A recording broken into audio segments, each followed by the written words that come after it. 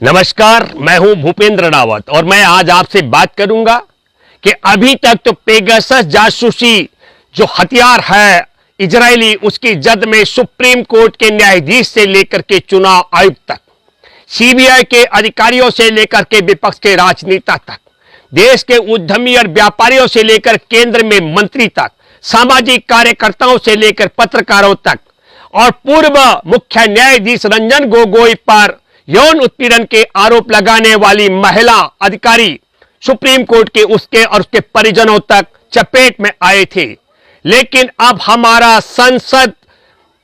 का जो मानसून सत्र है वहां भी पेगासस जासूसी के भय की भेंट चढ़ चुका है। और यह भय की भेंट मैं इसलिए कह रहा हूं कि 12 अगस्त को राज्यसभा में सीपीएम के नेता विनय बिश्नोई के द्वारा जो सवाल किए गए थे उनका जवाब दिया जाना था, जिस पर एक सप्ताह पहले ही मोदी सरकार ने भयभीत होकर राज्यसभा सचिवालय को लिख कर दिया था कि किसी भी तरीके से इस तरीके के सवालों का जवाब अब नहीं दिया जाना चाहिए, मामला सुप्रीम कोर्ट में चल रहा है। और सवाल क्या थे? क्या मोदी सरकार ने विदेशी कंपनियों के साथ में कोई एमओयू साइन किए हैं? यदि साइन किए हैं तो अलग अलग क्षेत्र में क्या क्या एमओयू साइन किए गए, किस किस विषय को लेकर किए गए? दूसरा, क्या साइबर सिक्योरिटी के माध्यम से भारत में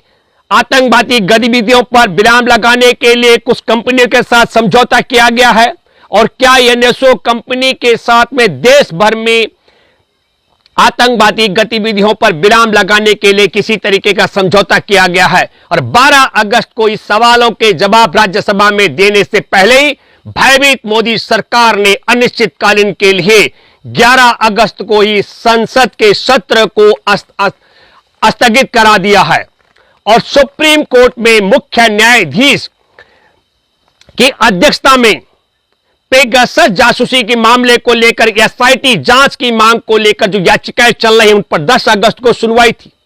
16 अगस्त का अगली तारीख है, क्योंकि मोदी सरकार सवालों के जवाब नहीं दे पा रही है। हालांकि सुप्रीम कोर्ट ये मान चुका है कि यह बहुत गंभीर मामला है। और अब हम ये कहना चाहते हैं कि सुप्रीम कोर्ट ने एक अहम बात कही है कि याचिकाकर्ताओं को सोशल मीडिया में इस मुद्दे पर चर्चा नहीं करनी चाहिए। चर्चा अगर हमारे सुप्रीम कोर्ट में चल रही है तो सुप्रीम कोर्ट में ही इस पर चर्चा की जानी चाहिए। मैं बिल्कुल सुप्रीम कोर्ट में मुख्य न्यायाधीश एनवी रमन्ना जी के अध्यक्षता में बेंच के इस राय पर सहमत हूं, लेकिन मैं एक बात अपील करना चाहता हूं देश के लिए, जनहित के लिए, और देश में पेगासस जासूसी के जद में आ चुके सुप्रीम कोर्ट के मुख्य न्यायाधीश रह चुके रंजन गोगोई पर यौन उत्पीड़न का आरोप लगाने वाली सुप्रीम कोर्ट की महिला, जब सुप्रीम कोर्ट के मुख्य न्यायाधीश अक्टूबर 2018 का मैं जिक्र कर रहा हूं, रंजन गोगोई के आवासीय कार्यालय पर जो महिला तैनात थी, उस महिला ने कहा कि मेरे साथ में यौन संबंध बनाने के लिए दबाव डाला जा रहा है रंजन गोगोई के माध्यम से, और अगर दबाव डाल करके नहीं माना गया तो नौकरी से निकाला जाएगा, हटाया जाएगा। सब करने के बाद और पीड़ित महिला की शिकायत पर, इस तरीके की आवाज उठाने पर रंजन गोगोई के आवासीय कार्यालय से उस महिला को तबादला करके और नौकरी से हटाया गया। यही नहीं, शिकायतकर्ता महिला के पति और देवर जो पुलिस में थे, दिल्ली पुलिस में, उन्हें दिल्ली पुलिस से भी हटाया गया। विवश होकर के महिला ने 19 अप्रैल 2019 को सुप्रीम कोर्ट के 22 जजों के 22 न्यायाधीशों को पत्र लिखा और उस पत्र पर 26 अप्रैल को एक जांच बैठी 3 जजों की, जिसकी अध्यक्ष मतलब जिसमें हम ये कह सकते हैं कि ऐसे बोबड़े जो बाद में मुख्य न्यायाधीश भी रहे हैं, 3 जजों की, जस्टिस इंदिरा बनर्जी और जस्टिस इंदु मल्होत्रा भी उन 3 जजों में शामिल थे। और बहुत रोचक बात यह मैं इसलिए कहना चाहता हूं कि तीनों जजों की रिपोर्ट में यह पाया गया कि रंजन गोगोई पर लगाए गए आरोप गलत हैं। लेकिन मैं यह कहना चाहता हूं कि रंजन गोगोई की जो सेवानिवृत्ति है वह नवंबर 2019 में होती है और नवंबर 2019 में सेवानिवृत्ति से पहले शिकायतकर्ता यौन उत्पीड़न की शिकायतकर्ता महिला की बहाली हो जाती है। और यही नहीं, उनके पति और देवर को भी दिल्ली पुलिस से जिन्हें हटाया गया था उनकी भी बहाली हो जाती है। और सेवानिवृत्ति के बाद में जस्टिस रंजन गोगोई को भारतीय जनता पार्टी राज्यसभा के कुर्सी पर बिठा देती है। तो मैं मुख्य न्यायाधीश एन.वी. रमन्ना की बेंच से देश में जनहित के लिए अपील करता हूं, यह आग्रह करता हूं कि जिस दिन अक्टूबर 2018 में सुप्रीम कोर्ट में काम करने वाली महिला ने यौन उत्पीड़न के आरोप लगाए थे जस्टिस रंजन गोगोई पर, तब से लेकर के और सेवानिवृत्ति के दिन तक रंजन गोगोई ने जो फैसले सुनाए हैं उन फैसलों की समीक्षा क्यों नहीं की जानी चाहिए? क्यों नहीं अध्ययन किया जाना चाहिए कि वो फैसला दबाव में किए गए कि नहीं?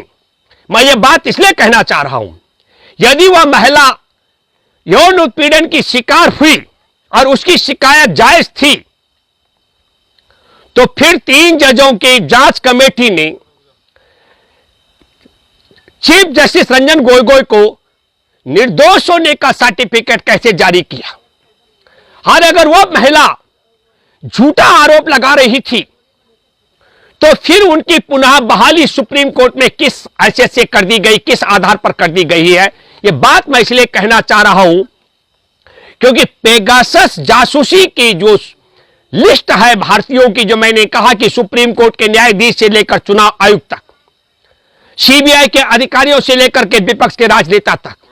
केंद्र के मंत्रियों से लेकर के उद्यमी और व्यापारी तक, सामाजिक कार्यकर्ता पत्रकारों तक,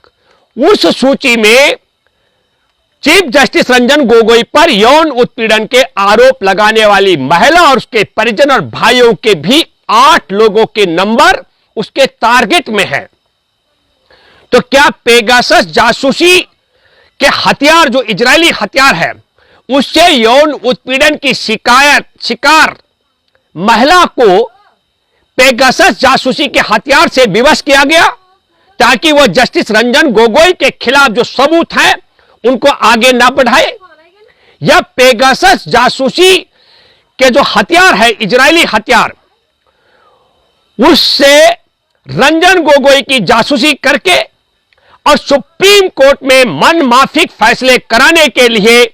सुप्रीम कोर्ट में यौन उत्पीड़न का आरोप लगाने वाली, सुप्रीम कोर्ट के मुख्य न्यायाधीश पर आरोप लगाने वाली महिला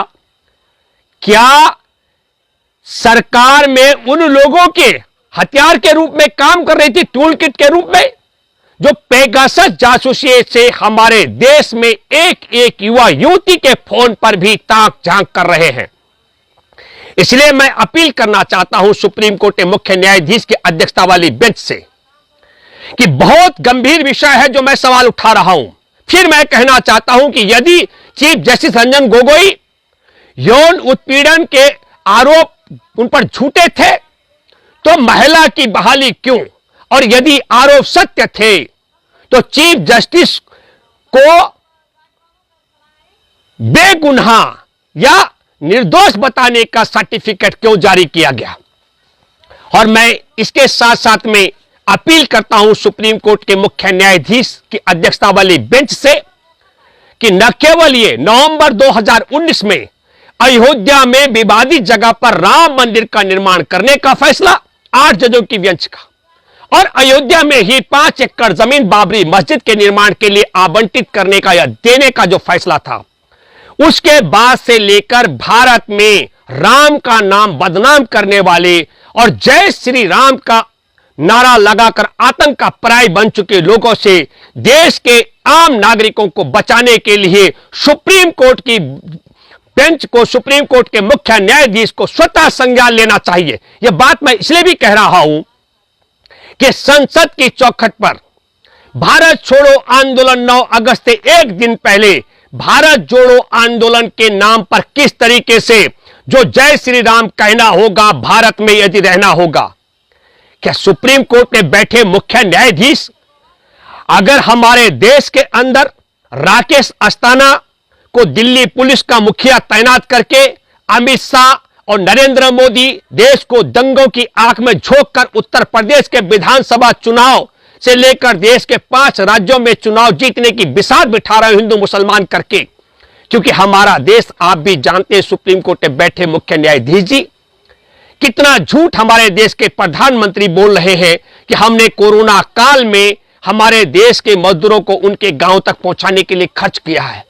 मैं दावे के साथ में कह सकता हूं कि जिस दिन लॉकडाउन किया गया था 24 मार्च को, तब से लेकर 14 करोड़ लोग सड़कों पर चलते रहे। अगर नरेंद्र मोदी की सरकार ने खर्चा किया है तो मध्य प्रदेश के जो मजदूर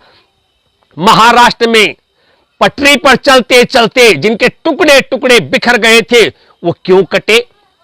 हमारे देश की महिलाएं जो चलते चलते गर्भवती महिलाएं बच्चे जनती रहे खुले आसमान के नीचे, समय से पहले गर्भपात हुआ महिलाओं का, हजारों महिलाओं का, चलते चलते भूख से जो मरे, गाड़ियों के कुचल करके मरे, उन सब की जान क्यों जाती? मैं ये बात इसलिए भी कहना चाहता हूं, कहा जा रहा हमने कोरोना काल में बहुत बढ़िया काम किया। आप भी जानते, सुप्रीम कोर्ट में बैठे जजों से लेकर पत्रकार और विपक्ष के राजनेता से लेकर नरेंद्र मोदी भी जानते हैं कि किस तरीके से चील कवर कुत्ते हमारे देश में पहली बार हम देख रहे थे गंगा यमुना में, और गंगा में विशेष तौर पर हजारों हजार हिंदुओं की लाशों को चील कवर कुत्ते खा रहे थे और किस तरीके से कफन चोरी किए जा रहे थे। इसलिए मैं आपसे अपील करता हूं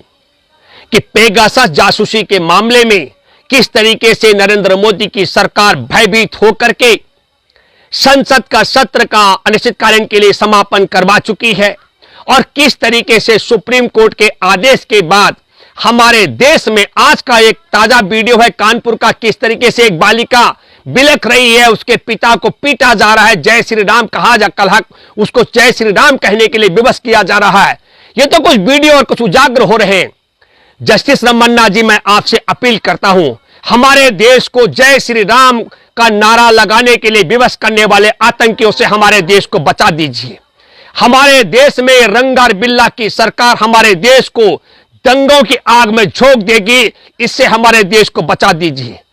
मैं सुप्रीम कोर्ट में बैठे मुख्य न्यायाधीश अपील करता हूं आपसे, जिन सैकड़ों गुंडों ने राजधानी दिल्ली में नारे लगाए विशेष समुदाय के खिलाफ कि वो काटे जाएंगे, उनके भगवान को काटा जाएगा, इस तरीके से वो राम नाम चिल्लाएगा, और किस तरीके से जय श्री राम जो कहना होगा अगर भारत में रहना होगा। मैं एक बात ये भी कहना चाहता हूं कि इन आतंकी गुंडों के बाप का देश नहीं है, पर मैं अपील करता हूं, हमारा देश अभी संविधान से चल रहा है, संघ के विधान से नहीं चल रहा है। मैं रमन्ना साहब आपसे अपील करता हूं, करबद्ध प्रार्थना करता हूं कि पेगासस जासूसी के मामले में